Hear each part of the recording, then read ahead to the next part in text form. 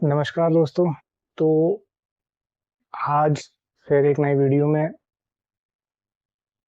कुछ अपने एक्सपीरियंस में आपके साथ शेयर करना चाहता हूँ। और आज का जो वीडियो है वो थोड़ा सा पर्सनल एक्सपीरियंस है।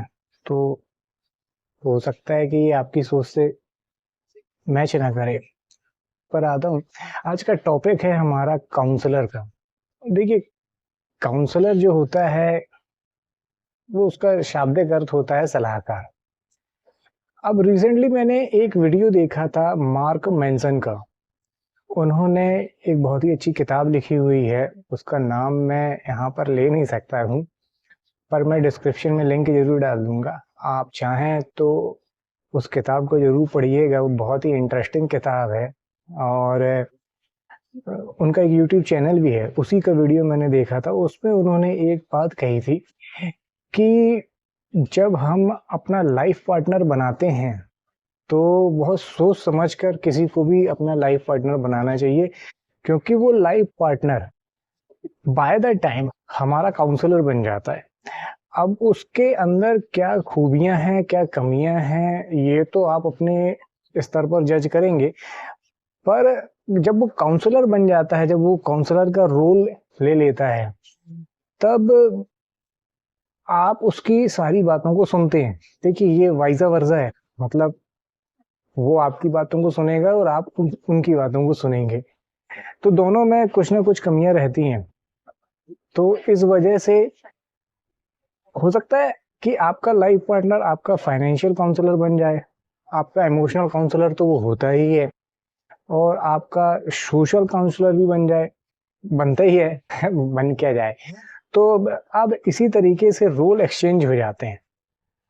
अब यहाँ पर प्रॉब्लम क्या होती है कि हर किसी के पास हर डायमेंशन में उस तरीके की काउंसलिंग करने की एबिलिटी नहीं होती है। अब ऐसा क्यों होता है? क्योंकि एक जो काउंसलर होता है वो किसी पर्टिकुलर नीश में एक्सपर्ट होना चाहिए। अब आप जैसे बोले ना, अगर आप लीगल एडवाइस किसी से लेंगे तो वो लीगल काउंसलर होगा, एडवोकेट होगा, उसी से लेंगे। आप अगर बीमारियों के लिए काउंसलिंग लेंगे, इलनेस के लिए काउंसलिंग लेंगे, तो वो डॉक्टर होगा।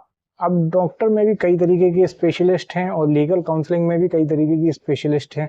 जो कुछ लोग इंश्योरेंस के केस देखते हैं, कुछ लोग एक्सीडेंटल देखते हैं, कुछ सिविल है, कुछ क्राइम है, इस तरह से बहुत आ जाता है।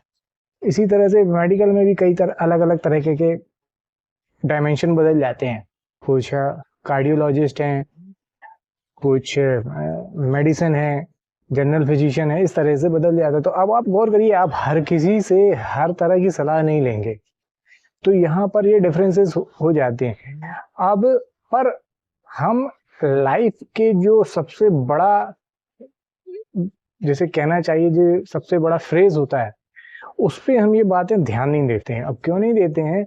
क्योंकि अब मान लीजिए आपको फाइनेंशियल एडवाइस लेनी है, अब आप कहीं जॉब कर रहे हैं, अब आप अपनी वाइफ से फाइनेंशियल एडवाइस लेंगे अगर, अब अगर आपकी वाइफ भी जॉब करती हैं तो वो आपको सिर्फ एक ही सलाह देंगी कि अपनी कंपनी में आप इंक्रीमेंट मांगिए, नया डेजिग्नेशन मांगिए। ठीक है, अब ज्यादातर सलाह यही होगी अगर हस्बैंड वाइफ दोनों वर्किंग प्रोफेशनल हैं। पर आप गौर करिए कि क्या आप में ये काबिलियत है, और क्या जिस जगह पर आप काम कर रहे हैं वहां पर इतना रूम है कि आपको इंक्रीमेंट दे दिया जाए, आपको नया डेजिग्नेशन दे दिया जाए? अब होगा तो मिलेगा ना, नहीं होगा तो कैसे मिलेगा? पर उनकी एक ही सलाह होगी। अब अगर आपकी वाइफ वर्किंग प्रोफेशनल नहीं है, कोई फाइनेंशियल एडवाइजर है, तो वो आपको क्या सलाह देंगी? वो कहेंगे कि आप अपनी सैलरी से कुछ बचाइए, जिसे सेव करिए, किसी भी इंस्ट्रूमेंट में, रियल एस्टेट हो, प्रॉपर्टीज हो, शेयर मार्केट हो, जहां पर भी हो, आप उसे वहां निवेश करिए, तो आपकी इनकम बढ़ जाएगी। और ये जो इनकम बनेगी, ये पैसिव इनकम बनेगी, तो इसमें आपको काम करने की भी जरूरत नहीं है। आप डेजिग्नेशन आपका बढ़ेगा, इंक्रीमेंट अगर आपका होगा तो आपके लिए उस लेवल की हेडेक्स भी बढ़ जाएंगी। पर यहाँ पर ऐसा नहीं होगा। तो देखिए, एक ही आदमी अगर 2 रोल प्ले कर रहा हो तो दोनों की सलाह अलग-अलग हो जाएँगी। इस तरह से अब हम सभी लोग किसी न किसी तरह से किसी न किसी की जाने-अनजाने में सलाह लेते हैं और कई बार मान भी लेते हैं। ज़्यादातर मामलों में ऐसा होता है कि हम मान भी लेते हैं। अब यहाँ पर सबसे बड़ी प्रॉब्लम ये होती है कि अगर हम किसी ऐसे की सलाह मान लेते हैं, जो उस डोमेन में है ही नहीं, एक्सपर्ट होने की तो बात ही छोड़िए, उसने वो काम ही नहीं किया है, जिस काम को करने की सलाह आप उससे ले रहे हैं, तो आपके काम ज़्यादातर बिगड़ने की संभावना बहुत ज़्यादा बढ़ जाएगी। तो आप इस बात को समझिए, इसीलिए मैंने आज का टॉपिक ये चुना है, क्योंकि एक बड़ा स्तर पर काम करने के लिए, एक बड़े लेवल पर पहुँचने के लिए आपको काउंसलर्स की ज़रूरत पड़ेगी, आपको काउंसलिंग की ज़रूरत पड़ेगी। हर किसी को पड़ेगी, ऐसा इस धरती पर कोई है ही नहीं जिसे ये ज़रूरत ना पड़ी हो। भगवान राम ने भी जब लंका पे चढ़ाई की थी तो उन्हें विभीषण की काउंसलिंग की ज़रूरत पड़ी थी। विभीषण ने उसे सब बताया था कि लंका में कहाँ क्या होता है और रावण कितना ज़्यादा किस कैलिबर का इंसान है, वो उन्होंने पूरा ब्लूप्रिंट उन्होंने दिया था। महाभारत में अर्जुन को श्री कृष्ण ने काउंसलिंग की थी कि कैसे युद्ध करना है, किसे मारना है, किसे कब मारना है, किसे डिच करना है, किससे लड़ाई कब नहीं लड़नी है, किससे लड़ाई कब लड़नी है। तो ये सारी चीजें आप देखिए, बिना काउंसलिंग के ये नहीं। अगर कोई भी अपने स्तर पर ये करता तो वो जरूर काम बिगाड़ लेता। तो हमें जाने अनजाने में ये लेना ही पड़ता है, काउंसलिंग लेनी ही पड़ती है। अब जाने अनजाने में ये बोल रहा हूँ तो इसका अगर ये बात फाइनल हो चुकी है यहाँ पर कि हमें तो लेनी ही पड़ेगी, तो हम किसी जानकार से क्यों ना लें। अब यहाँ से वीडियो का सेकंड फेज शुरू होता है, किससे किस तरह की काउंसलिंग दी जाए, कि कौन किस तरह का काउंसलर नेचुरली हो सकता है। देखिए, आपके लाइफ पार्टनर हैं तो वो इमोशनली आपको काउंसिल कर सकते हैं। आपकी लाइफ में किसी तरह की एंजाइटी है जो इमोशनली है, जो मैं जिसका आपकी फाइनेंशियल वेलबींग से लेना देना नहीं है, एक पर्सनल लेवल पर अगर आप फेस कर रहे हैं तो उसे शेयर करने से, अपने लाइफ पार्टनर से शेयर करने से वो आपको सही तरीके से गाइड कर सकते हैं। क्योंकि वो आप दोनों ही एक ही तरह के डोमेन में रह रहे हैं, जिसे कहते हैं फैमिली।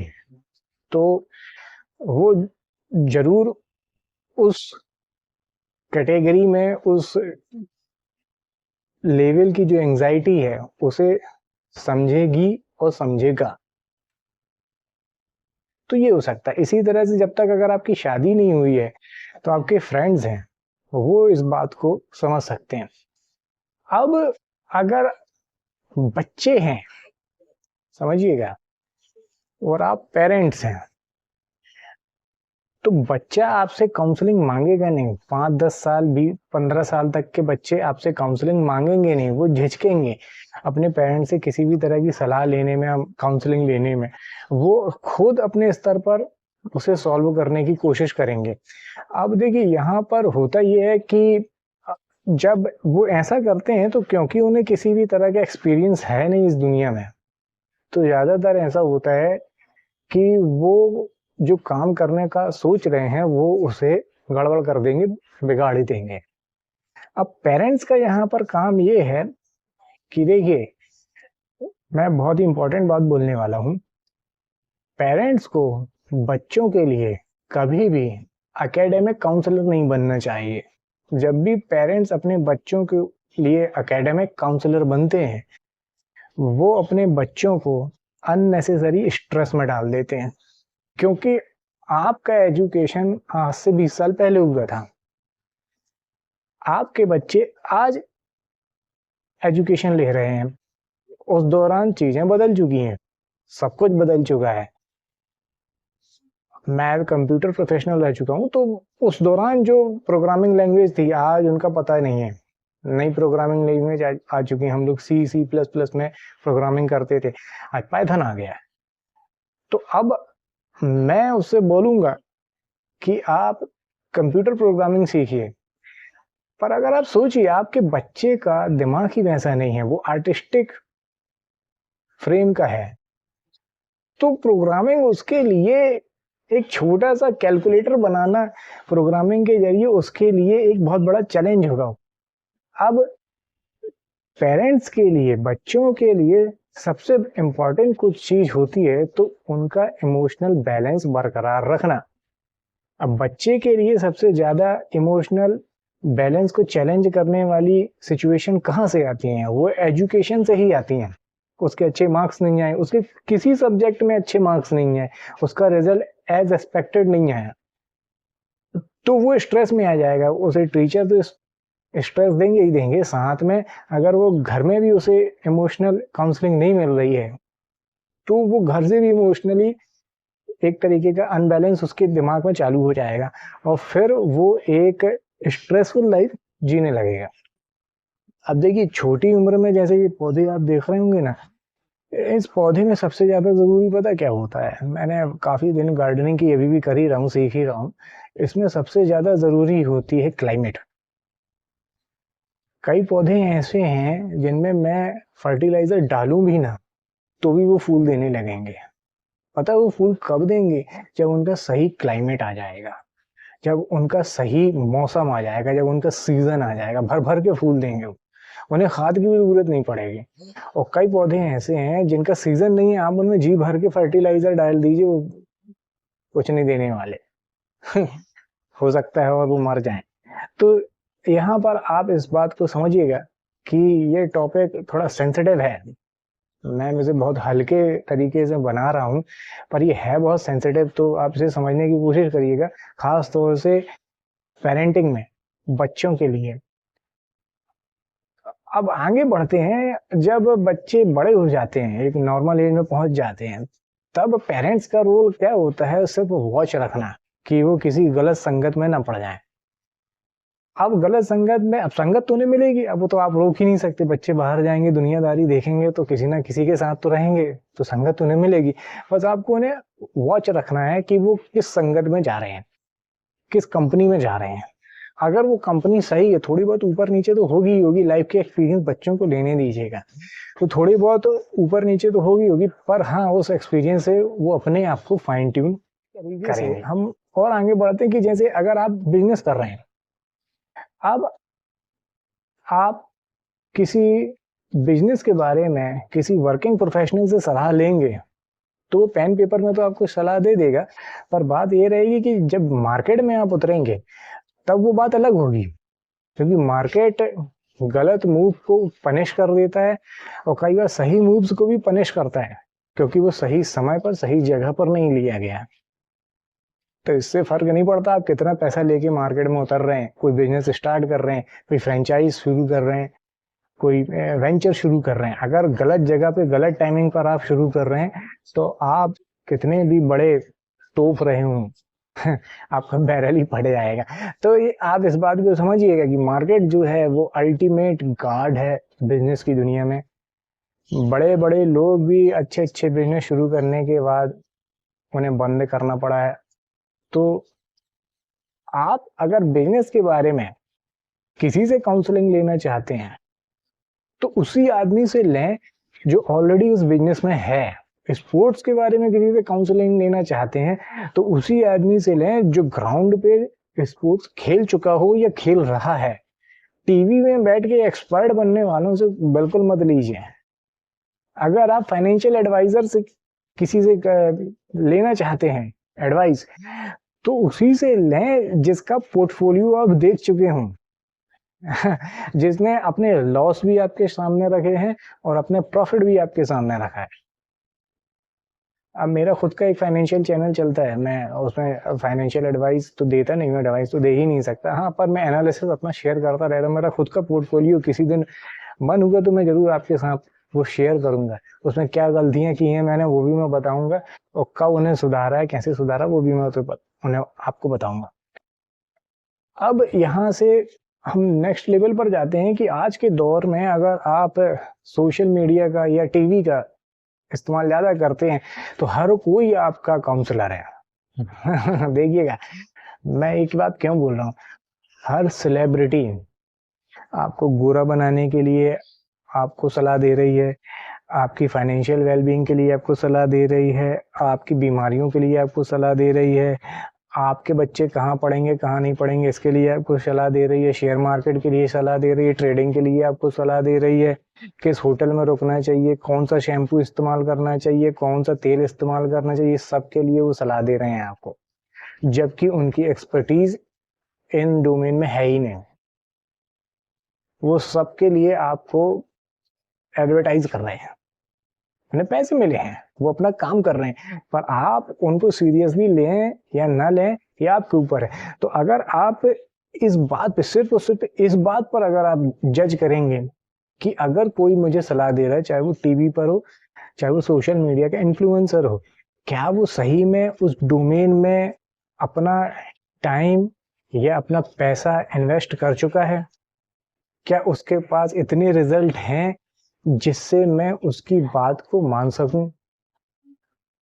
देखिए ऐसा नहीं है कि 100% रिजल्ट वो शो करेगा तभी आप उसकी बात को मानेंगे। अबव एवरेज रिजल्ट अगर वो शो कर रहा है, अगर वो 50% अबव एवरेज रिजल्ट भी शो कर रहा है, जैसे हमारी ट्रेडिंग की उसमें बोलते ना कि अगर आप 50% विन रेशियो से ट्रेडिंग कर रहे हैं तो आप क्या कहना चाहते हैं मैं जरूर सुनना चाहूंगा। अगर आप इन्वेस्टिंग में हैं, अगर आप साल का 18% गेन बना रहे हैं अपनी कैपिटल पर, अपने इन्वेस्टमेंट पर, तो आप क्या कहना चाहते हैं मैं जरूर सुनना चाहूंगा। तो ये जरूरी नहीं कि 100% एक शेयर में डबल कर दे अपना तभी मैं सुनूंगा, नहीं ऐसा नहीं है। तो आप एक्सपर्टीज को जरूर चेक करें किसी ना किसी बेंचमार्क पर, और तभी ये डिसीजन लें कि कौन आपका काउंसलर है।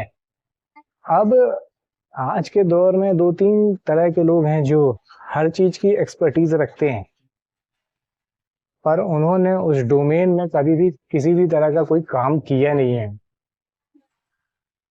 एक तो वो सेलिब्रिटीज हो गए, और एक वो लोग हैं जो कहानियां सुनाते हैं आपको टीवी चैनल्स में। अब समझ गए होंगे मैं किनके बारे में बात कर रहा हूँ।